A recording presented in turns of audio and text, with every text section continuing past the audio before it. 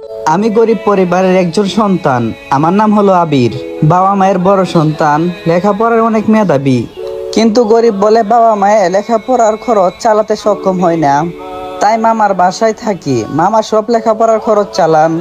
আমার মামা একজন বড় ব্যবসায়ী। তার একটা মেয়ে আছে, নাম হলো নীলা। দেখতে যেমন সুন্দর তেমন দেমাগী। আমাকে একদমই সহ্য করতে পারে না। আমি নীলাকে ছোটবেলা থেকে ভালোবাসি, অনেকবার বলেছি। এর জন্য খেতে হয়েছে সর আর অপমান। তা আপনারা গল্পেই বুঝতে পারবেন। তো বেশি কথা না বলে গল্পটা আমরা শুরু করি। আর গল্পটা শুরু করার আগে কিছু কথা বলতে চাই। প্রথমেই ক্ষমা চেয়ে নিচ্ছি গল্পের মাঝে আপনাদেরকে বিরক্ত করার জন্য। তো ওইটা না হয় আমি আমার আরেকটা বয়সে বলি। তো বয়সটা চেঞ্জ করা যাক। আসসালামু আলাইকুম এভরিওয়ান। তো কেমন আছো তোমরা? আশা করি আল্লাহর রহমতে অনেকটাই ভালো আছো। আল্লাহর রহমতে তোমাদের ভালোবাসায় আমি অনেকটাই ভালো আছি। এই কয়দিন যাবত আইডিটা ফিউজ হয়ে থাকছে, তো বেশি বেশি কপি লিঙ্ক করে দিও। আর একটা কথা, গল্পটা কন্টিনিউ করতে থাকো। আশা করি গল্পটা তোমরা সবার অনেক ভালো লাগবে। আর হ্যাঁ, গল্পটা পুরো দেখবা আর কমেন্টে তোমার মন্তব্য জানাই যাইবা যে আমি কি নেক্সট পার্ট দিব নাকি না দেব। তো বেশি কথা না কইয়াম আমি গল্পটা অন্য একটা বয়সে কন্টিনিউ করতেছি, আর তোমরা উপভোগ কইরো। তো আবারও বয়সটা চেঞ্জ করা যাক। আমি বললাম, নীলা তোকে একটা কথা বলার ছিল। নীলা বলল, শুন, তোরে তো আজে বাজে কথা শোনার টাইম আমার নাই, এখন যা এখান থেকে। আমি বললাম, প্লিজ একবার শুনো।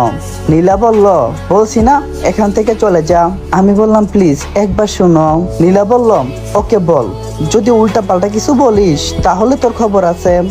আমি বললাম, আসলে আমি না তোমাকে ছোটবেলা থেকেই খুব ভালোবাসি। আর এই কথাটা বলার সাথে সাথে নীলা বলল, ছোট লোকের বাচ্চা, তোর সাহস কি করে হই? আর তোর সাহস তো কম না, তুই আমাকে ভালোবাসার কথা বলিস? ফকিন্নি হয়ে চাঁদে যাওয়ার স্বপ্ন বাদ দে। আমি অবাক হয়ে তাকিয়ে রইলাম।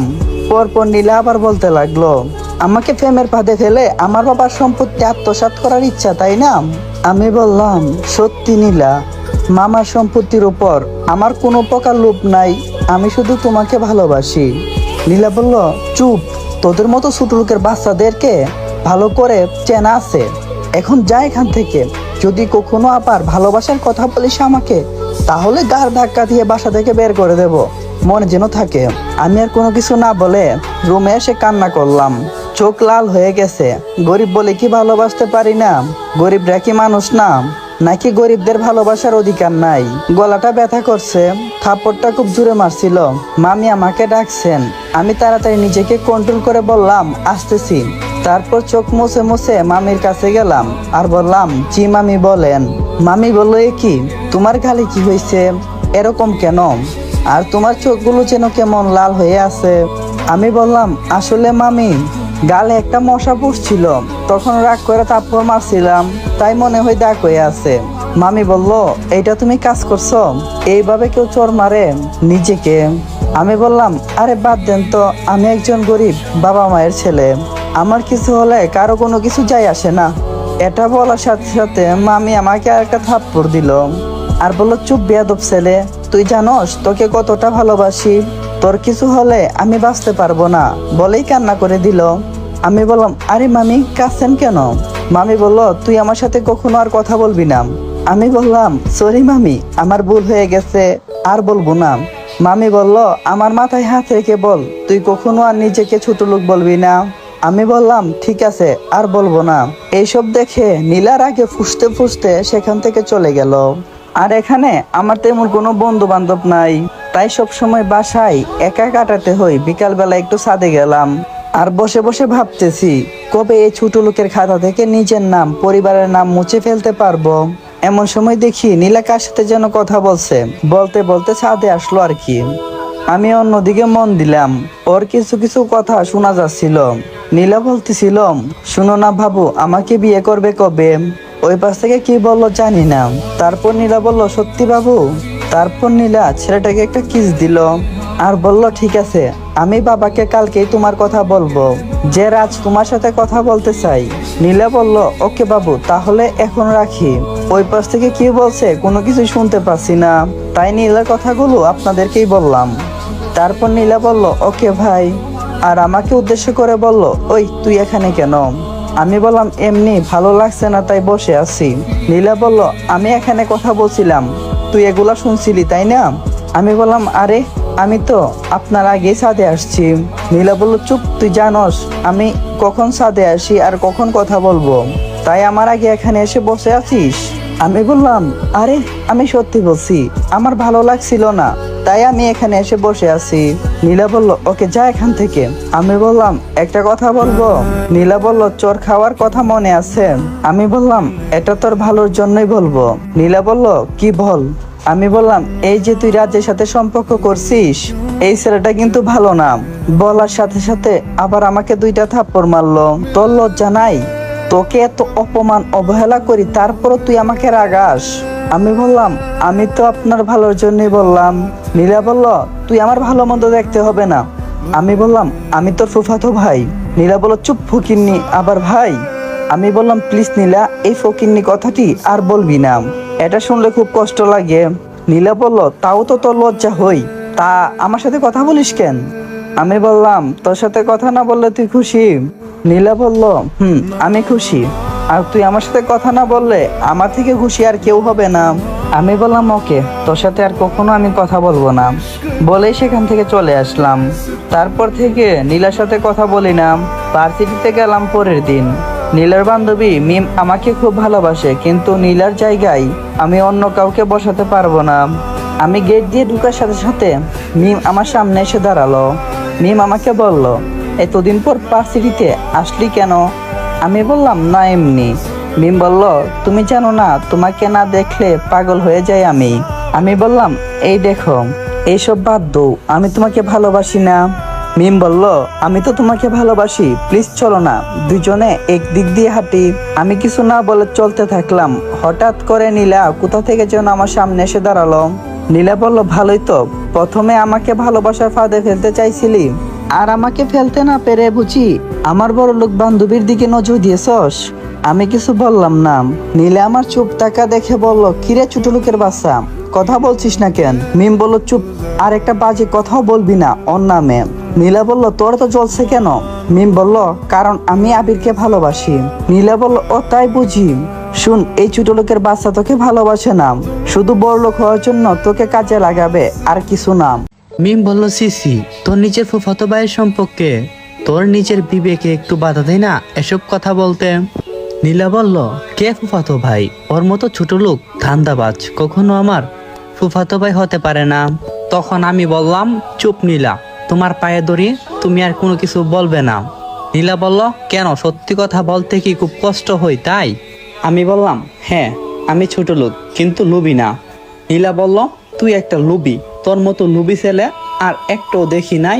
আমার তো মনে হয় তোর মতো লোভী ছেলে আমার ফুফির পেটে সন্তান হতে পারে না। তুই কি অন্য কারো? এই কথাটা বলা মাত্রই আমার আর সহ্য হচ্ছিল না। 2টা থাপ্পড় দিয়ে দিলাম। পুরো ভার্সিটির সবাই হাঁক করে তাকিয়ে রইল। নীলা চুপচাপ ওইখান থেকে চলে আসলো। কষ্টে আমার বুকটা ফেটে যাচ্ছে, কারণ এমন কষ্ট হবে যদি কারো জন্ম নিয়ে কেউ কিছু বলে। আমার চোখ দিয়ে পানি পড়তে লাগলো। মিম বলল, এই তুমি কান্না করছো কেন? আমি বললাম, আমার না খুব কষ্ট হচ্ছে। আমি এটা কি করলাম? নীলাকে থাপ্পড় মারলাম আমি। মিম বলল, তুমি একদম কাজটা ঠিক করছো, তোমার জায়গায় আমি হলো আরো 2টা বেশি দিতাম। আমি বললাম, আমার কিছুই ভালো লাগছে না, আমি বাসায় চলে যাব। মিম বলল, বাসায় একা থাকলে মন আরো বেশি খারাপ হবে। আমি বললাম, না, মন খারাপ হলে আমি একাই থাকবো। মিম বলল, ওকে যাও তাহলে। আমি বললাম, ওকে। মিমের কাছ থেকে বিদায় নিয়ে বাসায় চলে আসলাম। মনে মনে ভাবতে লাগলাম, নীলা বোধহয় বাড়ির সব কিছুই ভেঙে ফেলছে, কিন্তু বাড়ি এসে দেখি সব ঠিকঠাক আছে, সবকিছু স্বাভাবিক। আমি চুপচাপ রুমে গেলাম। একটু পর নীলা আমার রুমে আসলো। আমি তো পুরো অবাক। আমি বললাম, সরি, প্লিজ আমাকে ক্ষমা করে দাও। নীলা বলল, না, ক্ষমা চাওয়া উচিত আমার, তুমি কেন চাচ্ছ? পারলে আমাকে ক্ষমা করে দিও। আমি আবারও ওর কথা শুনে অবাক হলাম। আমি কি স্বপ্ন দেখছি? নিজের গায়ে চিমটি কাটলাম। না, আমি তো সত্যিই দেখছি। তখন আমি বললাম, নীলা, তুমি আমাকে একটা চিমটি কাটো তো। নীলা বলল, এই নাও, কাটলাম। আমি বললাম, এত চুরে কেউ চিমটি কাটে? নীলা বলল, তুমি তো বললা। আমি বললাম, তা আজকে হঠাৎ করে ভালো ব্যবহার করছো, কাহিনী কি?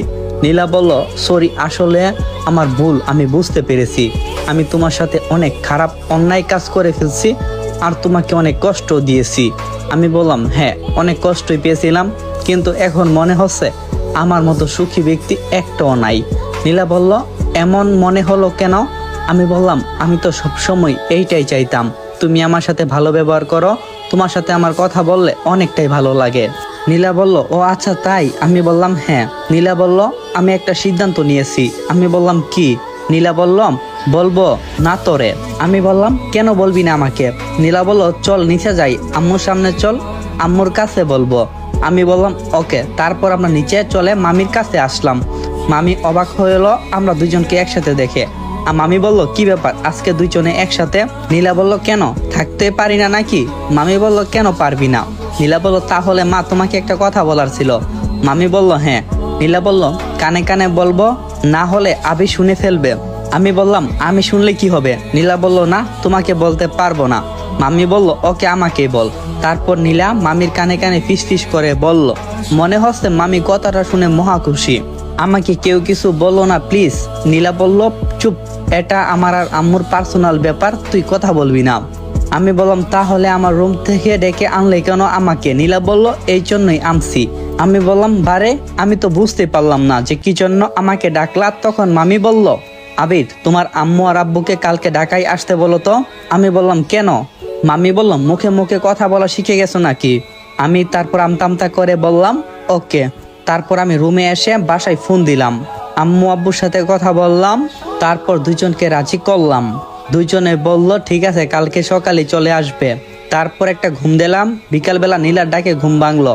নীলা বলল, উঠ, সন্ধ্যা হয়ে আসলো, এখনো ঘুমাস? আমি বললাম, না একটু খারাপ লাগছিল তাই ঘুমিয়েছিলাম। নীলা বলল, চল তাহলে এখন ছাদে যাব। হঠাৎ নীলার এমন পরিবর্তন দেখে সত্যি আমার বিশ্বাস হচ্ছে না। নীলা বলল, এই কি হলো?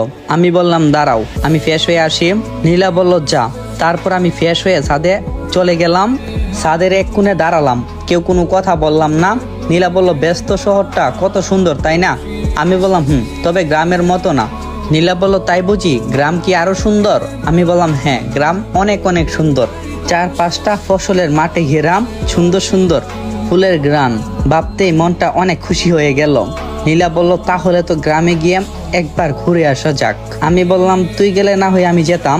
নীলা বলল, তোকে নিয়ে গ্রাম ঘুরতে যাব, নিয়ে যাবি আমায়? আমি বললাম, হ্যাঁ। নীলা বলল, তোমার হাতটা ধরি? আমি বললাম, কেন কেন? নীলা বলল, যা ধরবো না। আমি বললাম, কেন কেন? নীলা বলল, কেন কেন তোর মাথা। আমি বললাম, ধর আমার হাত। নীলা বলল, না ধরবো না। আমি বললাম, তুই বললি না ধরবি। নীলা বলল, তখন ধরতে চাইছিলাম, তুই ধরতে দেশ নাই। তখন আমি বললাম, এখন ধরো না। নীলা বলল, না আমার এখন মন চাচ্ছে না। আমি বললাম, রাগ হইছো বুঝিয়ে? নীলা বলল, জানি না। আমি বললাম, আরে ধরো না। নীলা বলল, জানি না বলেই চলে যাচ্ছিল। আমি পিছন থেকে ওর হাতটা ধরে ফেললাম। আমি বললাম, কোথায় যাস? নীলা বলল, তুই আমার হাত ধরলি কেন? আমি বললাম, তুই চলে যাচ্ছিস তাই। নীলা বলল, যখন জামাইয়ের হাত ধরে একবারের জন্য চলে যাব তখন কি করবি? আমি চুপ হয়ে গেলাম। নীলা বলল, কিরে চুপ হয়ে গেলি কেন? আমি বললাম, তখন আর কি করব? কিছুই তো করার নাই, তোর হাত তো ধরে রাখার যোগ্যতা আমার নাই। নীলা বলল, আমার হাত ধরার যোগ্যতা যেহেতু নাই, তাহলে এখন ধরলি কেন বল? আমি বললাম, সরি ভুল হয়েছে, আর হবে না। নীলা বলল, টাচ করে একটা দেব? ভাবলো তাই না? আমি বললাম, কি বাপ নিলাম, তুই নিজেই তো বলছিস আমার কোনো যোগ্যতা নাই।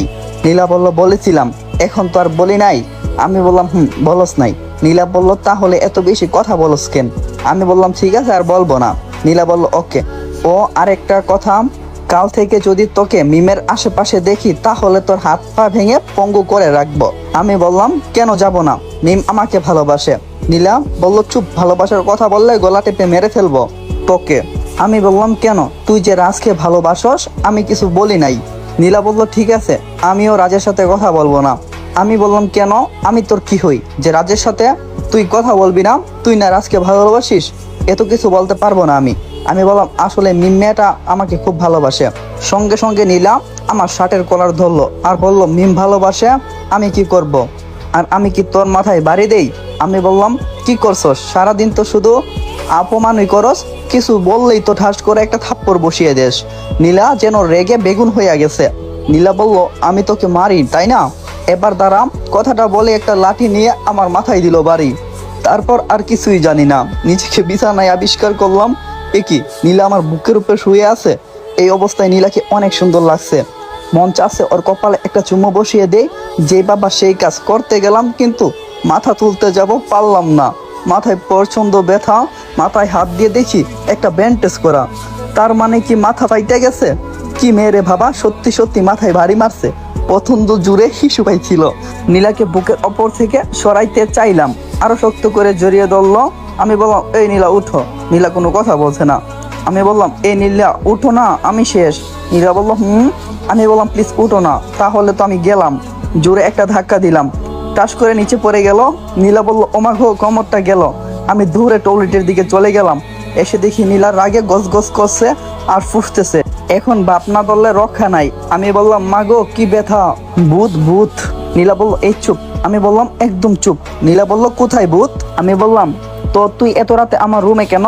নীলা বললো, নেকামো হচ্ছে তাই না? আমি বললাম, কিসের নেকামো? নীলা বললো, সারা রাত তোর রুমেই ছিলাম, আর তুই খাট থেকে আমাকে ফেলে দিলি কেন? আমি বললাম, কই, কাউকে ফালাইনি তো। নীলা বলল, আমি জানি তুই সব জেনে শুনে করছস, বাপ করতেছস, আমার উপর প্রতিশোধ নিতেছস তাই না? আমি বললাম, আমি কেন প্রতিশোধ নেব? আমার তো ইয়ে পাইছিল, তাই তাড়াতাড়ি চলে গেছি, আর তোকে তো আমি দেখলাম না। নীলা বলল, দেখবি কেমনে, তোর চোখ তো আসমানে। আমি বললাম, চুপ থাক, তোর ডায়লগ শোনার টাইম নাই, আমার ঘুম পাইছে। নীলা বলল, এখন যদি মিম পেছাল মারতো তাহলে বোধহয় তোমার অনেক ভালো লাগতো তাই না? আমি বললাম, আমি কারো কথাই শুনতে চাই না, আমি এখন ঘুমাবো। বলে শুয়ে পড়লাম। দেখি নীলাও খাটে আসলো। আমি বললাম, তুই খাটে আসলি কেন? নীলা বলল, আমি ঘুমাবো। এতক্ষণ তো সব ঠিকঠাকই ছিল। এরপর যা হয়েছে সেটা আপনারা পরবর্তী পর্বে জানতে পারবেন। আর আপনাদের কাছে একটা রিকোয়েস্ট, সবাই ভিডিওটা বেশি বেশি কপি লিঙ্ক করে দিয়েন, কারণ আইডিটা ফিউজ। আর সবাই ভিডিওটা রিপোস্ট মারেন। তো ভালো থাকেন, আর সুন্দর একটা কমেন্ট করে যাইয়েন যে আমি কি পরবর্তী পর্ব আপনাদের জন্য নিয়ে আসবো। আসসালামু আলাইকুম। তো ভালো থাকেন সবাই, দেখা হবে পরবর্তী পর্বে যদি আপনারা বলেন।